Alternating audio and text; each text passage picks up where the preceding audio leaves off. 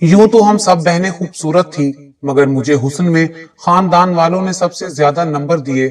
जो मुझे देखता तो बस देखता ही रह जाता। शक्ल सूरत के साथ तालीमी लिहाज से भी मैं नंबर 1 थी। मैट्रिक के इम्तिहान में पूरे बोर्ड में टॉप किया। अभी एफए में थी कि मेरे रिश्ते आने शुरू हो गए। हालांकि मुझसे बड़ी 2 बहनें अभी बैठी थीं। खास तौर पर हमारी खाला ने अम्मी पर सख्त दबाव डाला कि मुझे तुम सहरिश का हाथ दे दो। अम्मी का कहना था कि अभी 2 बैठी हैं, तीसरी को कैसे ब्याह दूं?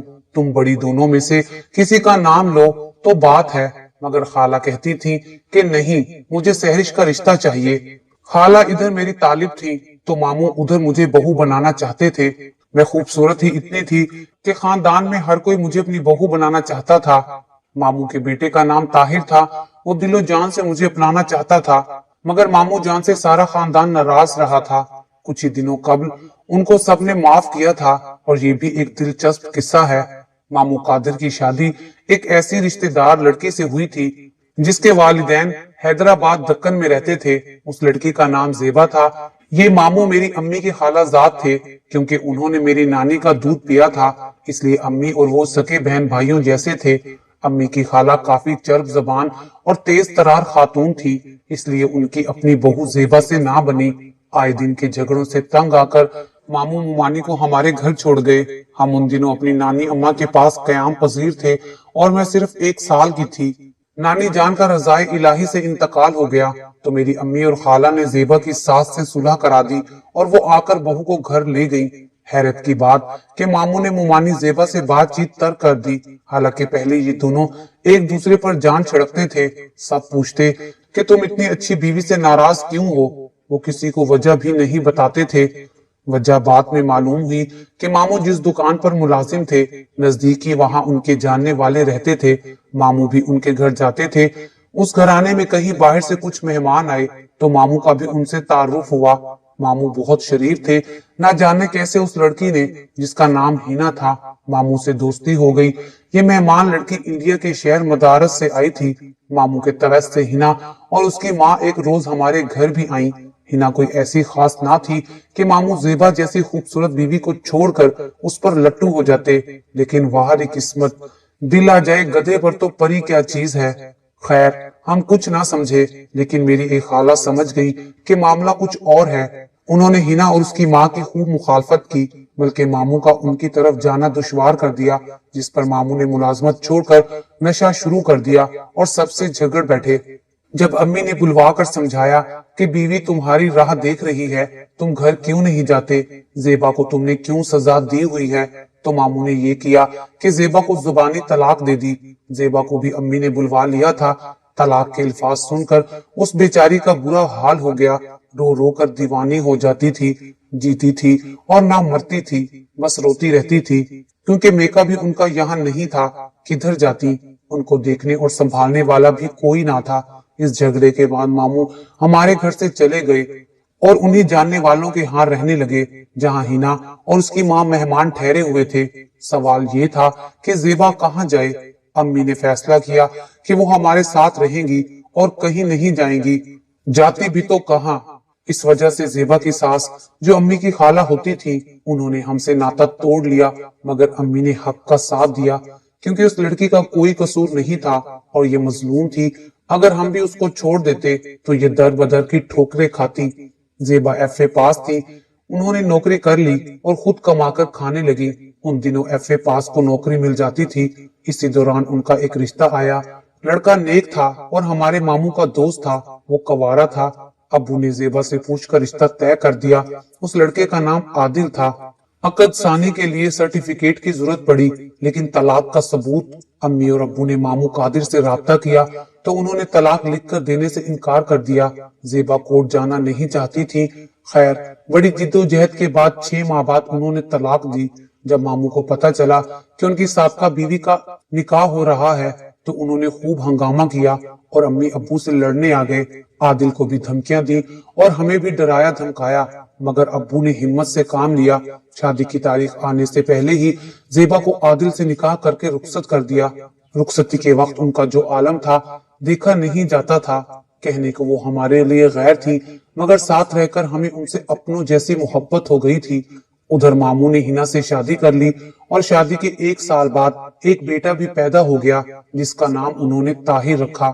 ماموں اور ہنا نے اپنی الگ دنیا آباد کر لی۔ کوئی رشتہ دار ان لوگوں کو منہ نہیں لگاتا تھا اور نہ ان سے ملتا تھا، کیونکہ انہوں نے بے گناہ زیبا کو طلاق دے کر اس کا گھر برباد کیا تھا۔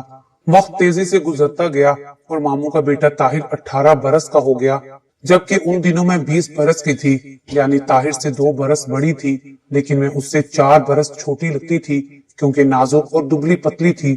ماموں قادر کی والدہ کی وفات پر رشتہ دار آ گئے اور سب نے قادر ماموں کو معاف کر دیا۔ اس کے بعد ہمارے گھر بھی آنے جانے لگے، ساتھ طاہر بھی آتا جو ہنا کے بدن سے پیدا ہوا تھا۔ ہنا کو کوئی پسند نہیں کرتا تھا، اسی لیے طاہر کو بھی وہ اہمیت نہیں ملتی تھی جو اس کو ملنی چاہیے تھی، تاہم امی بچہ سمجھ کر اس کا خیال کر لیا کرتی تھی۔ جلدی میں نے محسوس کر لیا کہ طاہر میری وجہ سے آتا ہے اور وہ مجھے پسندیدگی کی نظروں سے دیکھتا ہے۔ یہ بات مجھے سخت بری لگی کیونکہ میں چاہتی تھی کہ میری شادی اپنی خالہ کے بیٹے نوید سے ہو۔ ایک دن ماموں قادر اور ممانی ہنا آ گئے اور امی سے میرا رشتہ طلب کیا۔ تب جانے مجھے کیا ہوا کہ میں غصے میں آ گئی اور میں نے امی کے سامنے ماموں ممانی کو یہ کہہ کر بے عزت کر دیا کہ مجھے آپ لوگوں کے گھر جانا پسند نہیں ہے اور نہ آپ کا بیٹا پسند ہے، اس لیے میرے رشتے کا خیال دل سے نکال دیجئے۔ یہ بات امی کو کہنی چاہیے تھی لیکن میں نے کہہ دی، حالانکہ مجھے یہ زیب نہیں دیتا تھا، مگر مجھے نہ جانے اس وقت کیا ہو گیا تھا۔ خیر، ماموں اور ممانی ہنا برا منا کر چلے گئے، مگر امی نے مجھے بعد میں کافی ڈانٹا کہ تمہیں ایسا نہیں کرنا چاہیے تھا، جواب ہمیں دینا تھا، تم نے ناحق اپنے حق میں کانٹے بوئے ہیں، یہ تم نے اچھا نہیں کیا۔ شام کو ابو گھر آئے، امی نے ان کو یہ سارا ماجرا سنایا۔ وہ بھی پریشان ہو گئے اور کہنے لگے کہ اب جا کر خاندان میں سہرش کے خلاف طرح طرح کی باتیں کریں گے۔ خیر، میں نے زیبا کا واقعہ سن رکھا تھا، شاید یہ اس کا رد عمل تھا۔ بہرحال اس واقعے کے کچھ عرصے بعد میری سکی خالہ یعنی نوید کی امی دوبارہ آ گئی کہ سہرش کا رشتہ چاہیے۔ ابو خاندان والوں سے چڑے ہوئے تھے، کہنے لگے میں کسی خالہ ماموں کے گھر بیٹی کا رشتہ نہیں کروں گا، میں اپنی ساری بچیوں کو غیروں میں بیاؤں گا، کیونکہ اپنوں سے غیر اچھے ہوتے ہیں، اپنوں کا حال دیکھ لیا ہے۔ ابو کی یہ بات میرے لیے باعث تکلیف ہوئی کیونکہ میرے دل میں اپنی خالہ اور نوید کے لیے جگہ تھی۔ خدا جانے ابو کو خالہ اور نوید سے کیا چڑ تھی کہ وہ کسی صورت میں اس رشتے کو ماننے کے لیے تیار نہیں تھے۔ انہوں نے میری پڑھائی کا بہانہ بنا کر خالہ کو ٹال دیا۔ خالہ بھی خاموش بیٹھنے والوں میں سے نہیں تھی، وہ ہاتھ دھو کر اس رشتے کے پیچھے پڑ گئی تھی۔ ظاہر ہے ان کو نوید کی خوشی کا خیال تھا۔ وہ خاندان کے بزرگوں کے پاس گئی اور ان سے کہلوایا، تاہم ابو نے کسی کی بات نہیں مانی۔ شاید وہ اپنی نازو نم میں پلی بیٹی کا رشتہ کسی بہت زیادہ خوشحال گھرانے میں طے کرنے کے خواہاں تھے۔ چچا کے گھر سے بھی رشتہ آ گیا، ابو نے ان کو بھی جواب دے دیا۔ وہ بدستور غیروں میں رشتہ کرنے کی رٹ لگائے ہوئے تھے۔ جن دنوں میں ایف اے کے سالانہ پیپرز دے رہی تھی، ایک غیر خاندان سے میرے لیے رشتہ آ گیا۔ یہ خوشحال لوگ تھے، لڑکا خوب کماؤ تھا اور بیرون ملک بزنس کر رہا تھا، خوش شکل تھا، تعلیم یافتہ بھی تھا۔ ابو کو یہ لوگ پسند آ گئے اور فوراً بات آگے بڑھانے کا فیصلہ کر لیا۔ وہ چاہتے تھے اس سے پہلے کہ سہرش کی خالہ ایک بار پھر ادھر کا رخ کرے، ان لوگوں کو ہاں کر دی جائے۔ ایسا ہی ہوا۔ 2-4 ملاقاتوں کے بعد دونوں گھرانوں نے فوری منگنی کی تاریخ طے کر دی۔ منگنی کی خبر سنتے ہی خالہ ہمارے گھر آن پہنچی اور خوب شور شرابہ کیا۔ دوسری طرف میری حالت غیر تھی، نہ ابو کے خلاف جانا چاہتی تھی اور نہ نوید کو دل سے بھلانا چاہتی تھی، لیکن ایک مشرقی لڑکی جو اپنے والدین کی فرما بردار ہو آخر کر بھی کیا سکتی تھی۔ میں نے خاموشی سے والدین کی خوشی کے سامنے ہتھیار ڈال دیے اور دلی خواہی زبان تک بھی نہ لا سکی۔ منگنی کا دن آ گیا، تیاریوں میں کوئی کمی نہ رکھی گئی۔ ابو نے دلاور کے والدین کا ٹھاٹ پاٹ دیکھتے ہوئے سسرال والوں کے لیے قیمتی تحفے تحائف خریدے۔ خاندان کے سبھی افراد کو مدعا کیا گیا۔ یوں تو خالہ نے بھی شرکت کی، لیکن برائے نام ان کے چہروں سے خوشی کا اظہار نہیں ہوتا تھا۔ لڑکے والے منگنی سے پہلے تو بہت خوش تھے، منگنی کے بعد ان کا رویہ اکھڑا اکھڑا سا تھا۔ جب بھی ہمارے ہاں آتے کوئی نہ کوئی شکایت ہی کرتے، حتیٰ کہ منگنی توڑنے تک نوبت آ گئی۔ ان سب باتوں سے ہم سب گھر والے خصوصاً میں بے حد بیزار ہوئی۔ آخرکار ابو نے ان لوگوں کے رویے سے تنگ آ کر منگنی توڑنے میں ہی بہتری سمجھی۔ لڑکے والوں کے اصل رویے کا پتہ تو اس وقت چلا جب ان لالچی لوگوں نے منگنی پر ہی नकद रकम और गाड़ी की उम्मीद लगाकर मंगनी की, और जब जोड़े और सिर्फ अंगूठी पर मंगनी की रस्म अदा हुई तो उनका मूड खराब हो गया। ये बातें उनके एक अजीज ने बाद में अब्बू को बताई। खैर, खुदा ने हमें ऐसे घटिया और दौलत परस्त लोगों से बचा लिया और आने वाले वक्त के नुकसान से भी महफूज रखा। जिंदगी फिर उसी डगर पर चल पड़ी। मैंने पढ़ाई को खैर बात कहकर खुद को घरेलू कामों में मसरूफ कर लिया, लेकिन कहीं न कहीं दिल में उम्मीद की एक हल्की सी किरण रोशन होती कि शायद अब अब्बू अपना फैसला बदल ले और खाला से रिश्ते के लिए हाँ कर दे। मुझे पता था कि खाला भी अपने बेटे के जज्बात से मजबूर होकर दोबारा जरूर आएंगी। वो आई और फिर ना उम्मीद लौटी। अब्बू की बात पत्थर पर लकीर थी। वो दोनों बड़ी बेटियों के साथ मेरे लिए भी रिश्ते की तलाश जारी रखे हुए थे। उन दिनों जो हालत मेरी थी वो बयान से बाहर है। मैं हरदम खोई रहती थी, खाना पीना तक भूल गई थी। दिन ब दिन जिस्म कमजोर हो रहा था, रंगत मांद पड़ गई थी और आंखों के गिर्द हल्के हो गए थे। अपना दुख मैं किसी से नहीं कह सकती थी। इस दिल पर कयामत गुजर रही थी और अब्बू की मर्जी के आगे किसी का जोर नहीं चल सकता था। खामोशी में आफियत समझकर चुप थी। सोचती थी अगर खाला की तरफ जरा सा भी झुकाव महसूस किया तो अब्बू के दिल में नवीद के लिए शक जन्म ले लेगा। तब जाने क्या हो। दिन बेकैफी में गुजरते गए। आपा और बजिया की शादियां गैरों में हो गई। किस्मत से उनको अच्छे घर और बार मिले। वो अपने घर जाकर सुखी और मुतमईन हो गई। मेरा मसला अभी तक अटका हुआ था। खानदान में से अभी तक मेरे लिए रिश्ते आ रहे थे, मगर अब्बू की एक ही जिद थी कि मैंने तुम्हारी शादी खानदान में नहीं करनी। बस वो हर किसी को इनकार कर देते। बहुत से अजीज इस बात पर बहुत नाराज हुए और अब्बू को कहा कि देखते हैं तुम अपनी बेटी की शादी गैरों में कैसे करोगे। मगर अब्बू उनकी बात पर कोई तवज्जो नहीं देते थे। एक दिन मैं अम्मी के साथ बाजार गई तो वापसी पर किसी लड़के ने मेरे चेहरे पर कोई केमिकल फेंक दिया। उसने अपने चेहरे पर रुमाल बांधा हुआ था।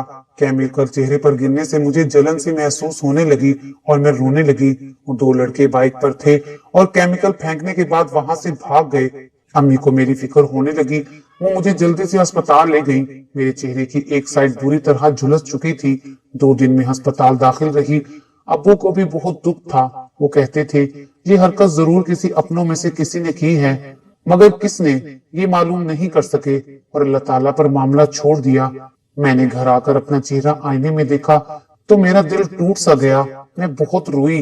मेरा क्या कसूर था? मुझे किस जुर्म की सजा मिली थी? दिन यूं ही गुजरने लगे। अब्बू ने मेरा अच्छे से अच्छे डॉक्टर से इलाज करवाया।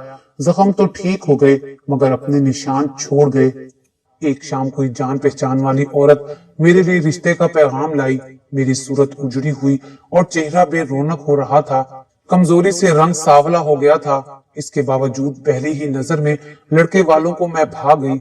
वो जल्द अज जल्द हमारा जवाब हाँ में चाहते थे। उमैर सऊदी अरेबिया में कारोबार करता था। शादी के सिलसिले में कुछ अरसा पहले पाकिस्तान आया था। वो बहुत खुश शक्ल और स्मार्ट लड़का था। अब्बू ने इस बार खूब जांच पड़ताल के बाद हाँ की, लेकिन फिर भी लड़के वालों के इसरार पर चट मंगनी पट ब्याह कर दिया। पहले मैं शादी से खुश ना थी, बल्कि मैंने अपने दिल पर पत्थर रखकर शादी की थी। लेकिन ससुराल वालों से मुझे इतना प्यार और अपनायत मिली कि मैं अपना गम भूल गई। रफ्ता रफ्ता जिंदगी बच्चों की चहकारियों और खुशियों की बहार से महक उठी। साल भर तक मैं उदास रही थी। रफ्ता रफ्ता अपनी प्यारी बच्ची निदा की परवरिश में खो गई। मेरे सास ससुर जिंदा नहीं थे। उमैर की शादी उनके चचा चच्ची ने की थी, जिनको वो बड़ी अम्मी और बड़े अब्बू कहा करता था। एक दिन उमैर एक पुरानी एल्बम उठा लाए और मुझे दिखाने लगे। उनकी वालदा और वालिद की तस्वीरें भी उस एल्बम में मौजूद थी। बातों बातों में उन्होंने अपनी वालदा जेबा का नाम लिया। तब मैं चौंकी कि उमैर के वालिद का नाम आदिल है और जेबा वालदा का नाम है। ये जेबा कहीं वही हमारी पुरानी वाली मुमानी ना हो। मैंने अपने खामद को तफसील बताई और पूछा कि आपकी वालदा का ताल्लुक कहाँ से था। तब उमैर ने मुझे सारी बातें वालदा के बारे में बता दी तो पता चला कि वाकई में ये वही जेबा मुमानी थी और उमैर उनके बेटे हैं। मैंने अम्मी को बताया तो अम्मी खुश हो गई। कहने लगी तभी तो उमैर इस कदर अच्छा है। उसकी माँ अच्छी थी और घर वाले भी अच्छे हैं। एक अच्छी औरत सारे घर को सही रखती है और अच्छे वालिदैन की नस्ल भी नेक होती है। अम्मी का ख्याल था कि ये खून का असर है जो उन लोगों ने मेरी बेटी की कदर की और उसे सुख दिया। जबकि मैं अम्मी से कहती थी कि आपकी वो नेकी जो आपने जेबा के साथ की वो हमारे काम आई है। جس کی وجہ سے آج میں اتنی سکھی اور خوش و خرم زندگی گزار رہی ہوں۔ کہتے ہیں کہ نیک عمل رائے گاہ نہیں جاتا اور نیکی کا پھل اچھائی کی صورت میں ضرور ملتا ہے، اور اس میں ذرا بھر بھی جھوٹ نہیں ہے۔